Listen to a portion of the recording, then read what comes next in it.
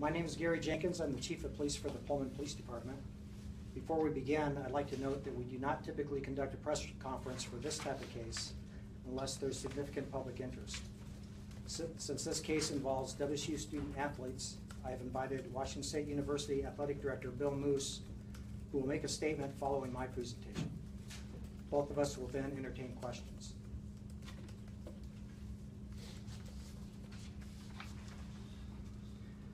On July 23rd, 2016, at about 1:27 a.m., officers were dispatched to 450 Northeast Oak Street in Pullman. Dispatchers advised of multiple callers reporting a physical dispute. An ambulance was also dispatched due to reports of an unconscious person and another person with their teeth kicked out. Upon arrival, officers found Jackson Rainey, a 24-year-old Washington State University student, on the ground unconscious, and Alexander Rodriguez, a 22-year-old WSU student, bleeding from his mouth. Witnesses reported to officers that fights broke out after someone threw a firework into a crowd in the backyard. They identified WSU football players as the instigators who left the scene prior to the arrival of the police. Jackson, Rainey, and Alexander Rodriguez were transported to Pullman Regional Hospital for treatment. Witnesses estimate that there were approximately 80 to 100 people at the location when the disturbance occurred. Detectives were ultimately able to identify 65 potential witnesses, interviewing 61. The remaining 4 identified witnesses either would not return calls to investigators, failed to show up for interview appointments, or could not be located. Of those interviewed, 22 are WSU football players.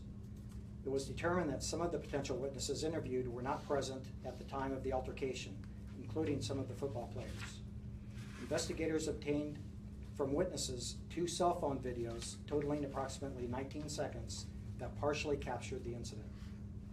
Investigation revealed that Alexander Rodriguez was allegedly punched in the head by Toso Fajoko, a 19-year-old WSU student and football player, and was knocked to the ground, where Rodriguez was also struck by unknown subjects.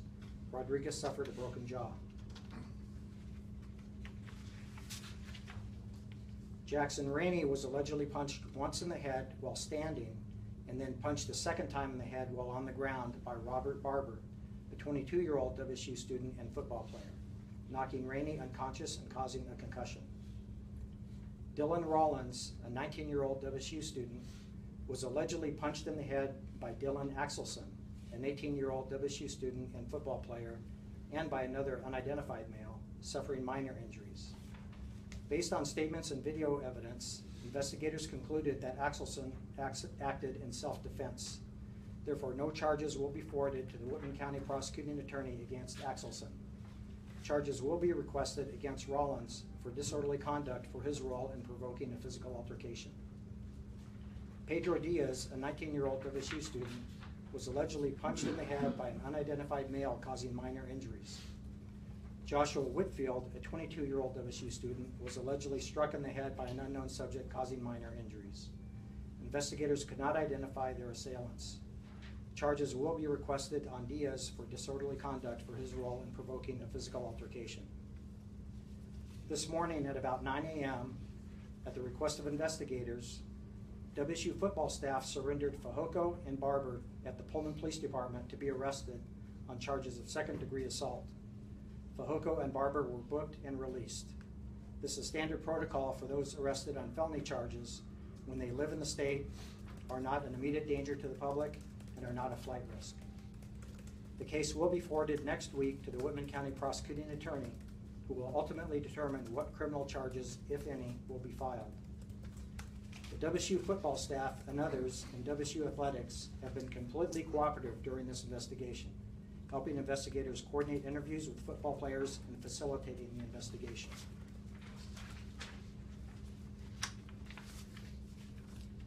I'd like to comment on my perceptions of WSU athletics and student-athlete behavior in light of this and other recent incidents. Since the arrival of football coach Mike Leach and basketball coach Ernie Kent and athletic director Bill Moos, I have seen significant improvement of student-athlete behavior in the community. I applaud them for the work they have done to make what I consider to be significant positive changes.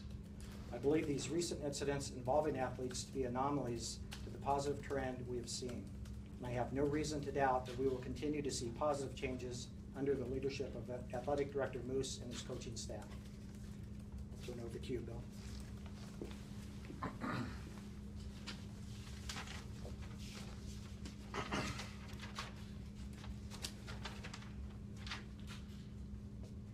First off, I want to thank Chief Jenkins for fostering a cooperative relationship between his office and mine over the last several years. As with any relationship, we need to continue to look for ways to improve our communication and cooperation, and we are committed to this, and I considered meetings we had earlier in the week to be very productive in that regard.